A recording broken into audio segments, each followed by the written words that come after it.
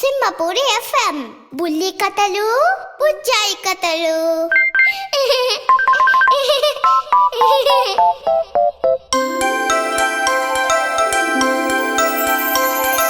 చిన్ని పిల్లలు చిన్నారి పిల్లలు ఆడి పాడి పచ్చని వేళ మంచి మాటలతో చక్కగా హలరించి బుల్లి కథ వింటారా ఈ వేళ. వింటాం సింహపూరి ఎఫ్ఎం బుల్లి కథలు బుజ్జాయి కథలు.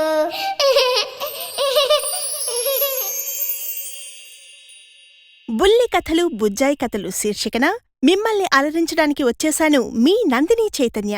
మమ్మీ నేను అయ్యో నువ్వు కూడా చిన్ని తల్లి, మరి నీ పేరు చెప్పు. చింతలి ఏంజెల్. మరి కథ విందామా?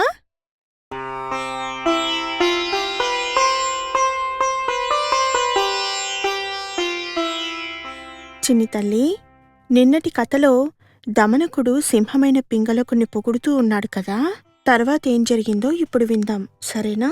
ఓకే మమ్మీ, నేను రెడీ. కళ్ళు మూసుకుని ఉన్న పింగళకుని తట్టి లేపుతూ ప్రభూ అని పిలిచాడు దమనకుడు. చెప్పు అంటూ కళ్ళు తెరిచాడు పింగళకుడు. ఇందాక తమరు యమునా నది ఒడ్డున ఏదో ఆలోచిస్తూ నిలుచున్నారు. తరువాత వెనుతిరిగి వచ్చారు. వస్తున్నప్పుడు మిమ్మల్ని చూశాను.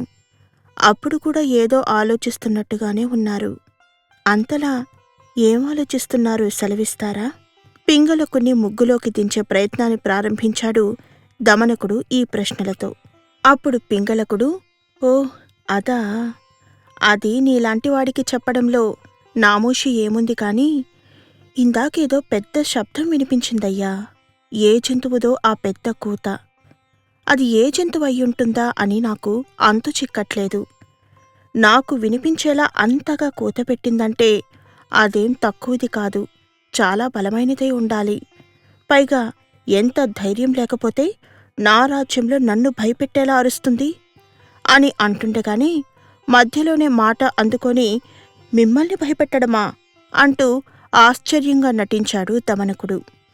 భయపెట్టడం అంటే భయపెట్టడం కాదు, కాకపోతే నన్ను సవాల్ చేస్తున్నట్టుగా కూతపెట్టడం కొంచెం ఆలోచింపజేసింది అన్నాడు పింగళకుడు సర్దుకుంటూ. అంటూనే నాకు తెలియకుండా నా రాజ్యంలో కొత్త శత్రువు చెరబడ్డాడు. అది ఎవరన్నది త్వరలోనే తెలుసుకోవాలి, పట్టి చంపాలి, చంపకపోతే సిగ్గుచేటు అని దిగ్గున లేచి నిలుచున్నాడు పింగళకుడు. అతనితో పాటుగా దమనకుడు కూడా లేచి నించున్నాడు. ఈ కొత్త శత్రువు ఎక్కడ్నుంచి ఎలా వచ్చిందిక్కడికి? ఎవరి ఉంటుందప్పా? ఆలోచిస్తున్న కొద్దీ తల పేలిపోతుంది అన్నాడు పింగళకుడు. మహారాజా, మీరు ఆలోచిస్తున్నారంటున్నారు కానీ మీరు భయపడుతున్నట్టుగా నాకు అనిపిస్తోంది. ఈ మాట నేనన్నందుకు నన్ను మీరు క్షమించాలి. అయ్యా, అది తెలియని శబ్దం కాదు, రంకే, ఎద్దు రంకే అది. విన్న శబ్దాన్ని బాగా గుర్తుకు తెచ్చుకోండి, మీకే తెలుస్తుంది అన్నాడు దమనకుడు. పింగళకుడు శబ్దాన్ని గుర్తు చేసుకుంటూ, ఎద్దురంకైనా అమ్మో, విన్నంతనే చాలా భయపడ్డాను అని అనగా, అదే ఆ భయమే వద్దంటున్నాను అన్నాడు దమనకుడు. అంటూ ఇలా అన్నాడు, వెనకటికి నాలాంటిదే ఒక నక్క ఉండేది. దానికి రోజూ తిండి దొరకలేదు. దానికి ఓ రోజు తిండి దొరకలేదు. తిండిని వెతుక్కుంటూ చాలా దూరం ప్రయాణించింది.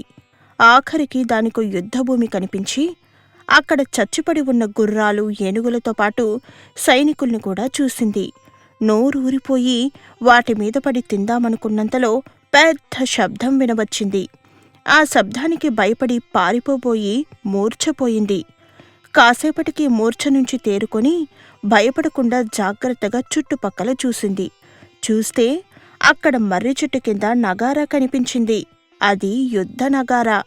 యుద్ధం ముగిసిపోవడంతో ఊరికే పడి ఉంది అది.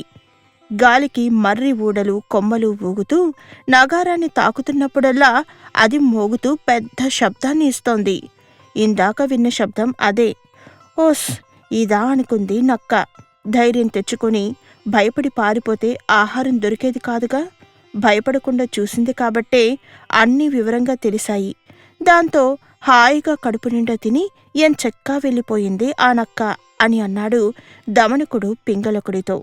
ఆ మాటలకు పింగళకుడు విసుక్కుంటూ, అసలింతకీ నువ్వు చెప్పాలనుకున్నదేదో ఒక్క ముక్కలో చెప్పు అని అడిగాడు.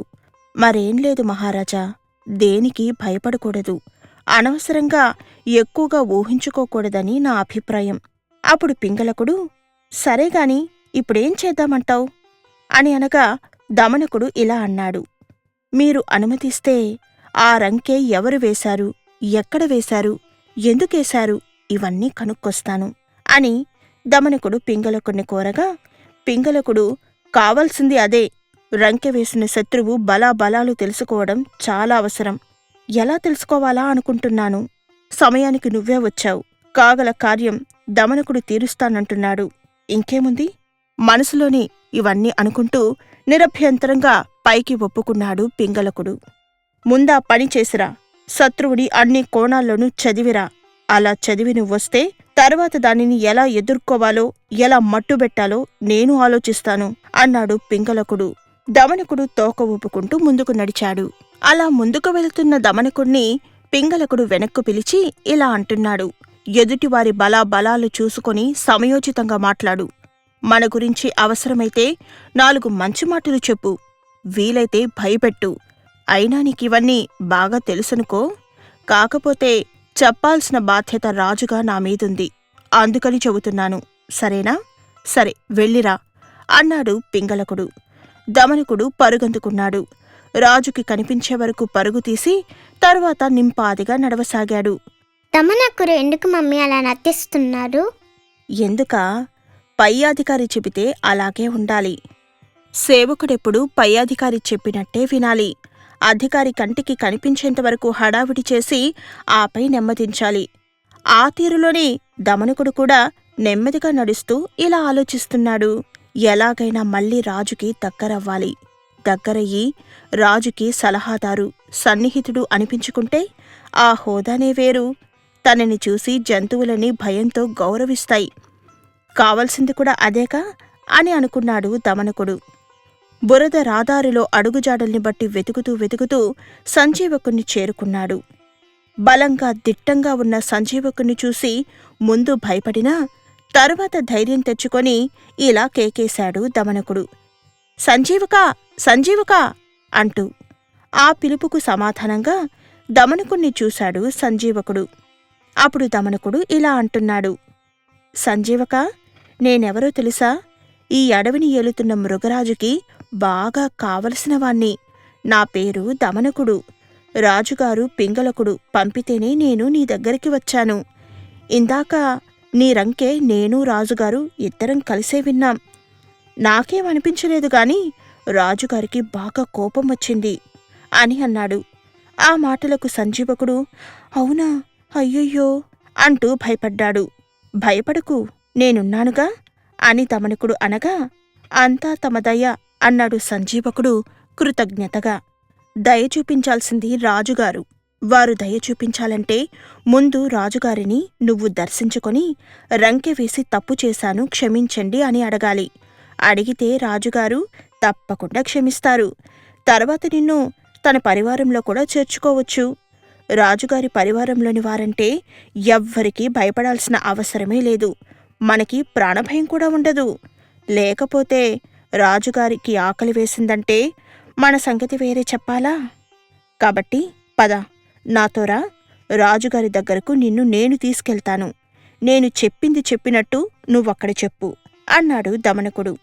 అలాగేనండి అంటూ పదమన్నాడు సంజీవకుడు. ఇద్దరూ బయలుదేరి అల్లంత దూరంలో రాజు ఉన్నాడనగా సంజీవకుణ్ణి ఇక్కడి నుంచే ఆపి, ఇదిగో సంజీవక, ముందు రాజుగారితో నేను మాట్లాడి వస్తాను, తరువాత నువ్వు వద్దువుగాని అంటూ సంజీవకుని వదిలి పింగళకుని కలిశాడు దమనకుడు. మహారాజా, మీ ఆజ్ఞ ప్రకారం ఎద్దుని కలిశాను. దాని పేరు సంజీవకుడు. రంకె వేసినందుకు మీకు కోపం వచ్చిందని చెప్పాను. అంతే, భయంతో వణికిపోయాడు. అంటే సంజీవకుడు మీకు శత్రువు కాదు, సేవకుడు. ఎందుకైనా మంచిదని సంజీవకుని వెంటబెట్టుకుని వచ్చాను. మీరు ప్రవేశపెట్టమంటే పెడతాను అన్నాడు దమనకుడు. ప్రవేశపెట్టండి అని అన్నాడు పింగళకుడు.